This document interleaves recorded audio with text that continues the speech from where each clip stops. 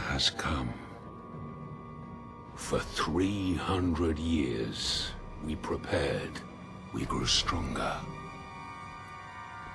While you rested in your cradle of power.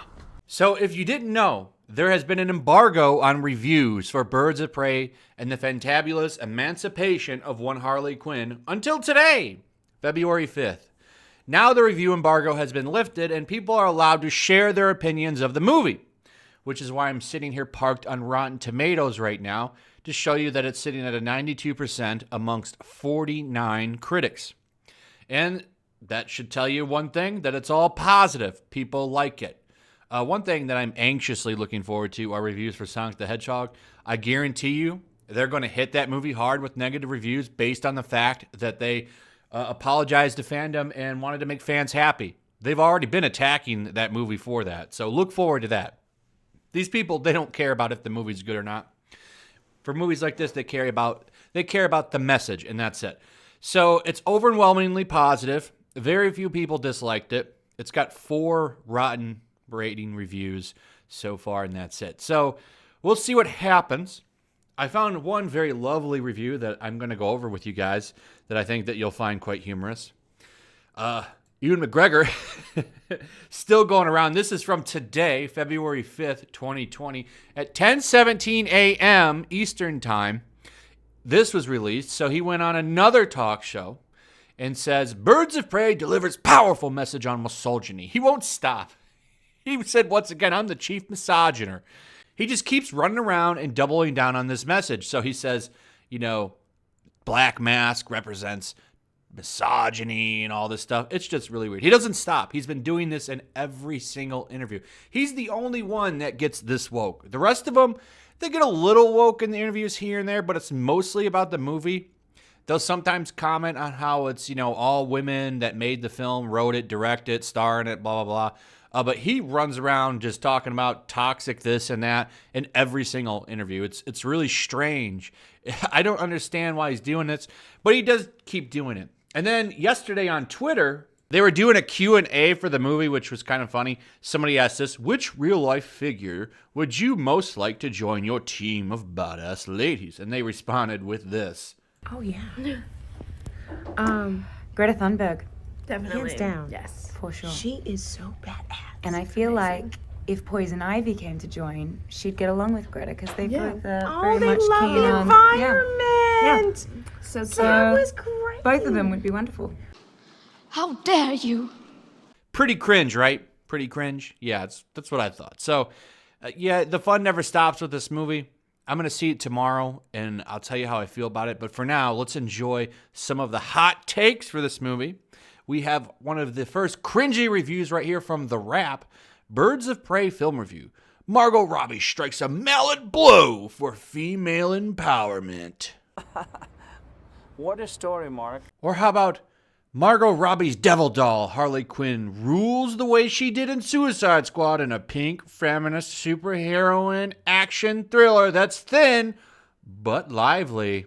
Now, when you get away from the shills that are using those headline grabbers like that, and you get away from Ewan McGregor being weird and cringy, and the actresses being weird on Twitter, it seems that the movie might be somewhat of a decent popcorn film. Now, it's hard to say because I haven't seen it, and we really don't have any audience reviews yet. Those are the people I really want to see. But kind of shifting through a lot of the shill reviews, none of them really talk about this film being some kind of woke fest, and they don't praise it for that. They mostly praise it for being a decent movie. We'll see if that happens. It's a mixed bag, is kind of a lot of the reactions that I've seen, that it's mixed. It tries to do some things right, and it does those good, but other things it falls on. I'll go ahead and go over on Cinema Blend. They pulled some quotes, and I'll go over these, and you can decide for yourself, which I always think you ultimately should. Don't rely on things I say or what others say. Listen, do your own research, decide if this is something you want to see or not. Like I said, all of the marketing is pointing towards being like super woke, weird, but I don't know. Sometimes I wonder if they're doing this just to get people to talk about it, because like I said, I've talked to people that have seen the movie that are regular people, and they've said it's all right. And then when you watch the marketing, it's just kind of like off-putting. It's really confusing. I almost wonder if they're doing it intentionally at this point, because none of the reviews really praise it for woke stuff. And if it was super woke, you know they would be. So I don't know. I don't know where I sit on it. We'll find out. I'm going to go see it tomorrow and I'll tell you. But here's what some reviews are saying. So DC Comics, or this is coming from Cinema Blend's own writer. He says, DC Comics fans have been waiting years and years for a great Harley Quinn solo movie. And here they get it. I'll bet it's packaged inside a more so-so Birds of Prey movie. It's a mixed bag with both its strengths and flaws showing clearly, but it's definitely an enjoyable one. We'd head down here to the IndieWire one, and they say it's a girl-powered, earnestly feminist superhero movie with big, implausible action sequences and oversized personalities. And while it never quite reaches that potential, it does begin to map out a fresh path to the world-worn arena of superhero narratives. It may not be the promised total emancipation, at least not yet, but it is fantabulous in its own way. So he says it doesn't quite get as woke as he wants, at least that's what I'm getting, but it's still a good movie. We head down here to Variety, and they say directing her first studio feature, Kathleen Yan keeps it all hurtling along with impeccable ferocity. Her action scenes have a deftly detonating visual spaciousness capped by crowd-pleasing moments. So moving on to The Hollywood Reporter, they're quoted as saying, those hoping for a Deadpool-like fusion of mayhem and wit should lower their expectations. Harley may be known for her unpredictability, but Birds plays by action movie rules. So a little bit of a negative review on that one. Moving on to Slash Films, they give it a 7.5 out of 10 and say, a pulpy, kaleidoscopic funhouse ride that feels simultaneously high stakes and low stakes all at once. Birds of Prey is as cheeky, irreverent, and erratic as its central character Harley Quinn, to both its benefit and its detriment. IO9 finishes off with, what Birds of Prey is loud, bright, and fun as hell. So other than a few little cheeky headlines here and there, most of the reviews don't even talk about any kind of like crazy, weird, woke stuff or anything. So it makes me wonder, like, is this all just some kind of like fake thing to get people riled up? It relatively could be. How will that work out for the film in the box office, though? That remains to be seen. Like I said, I think it'll do okay this weekend.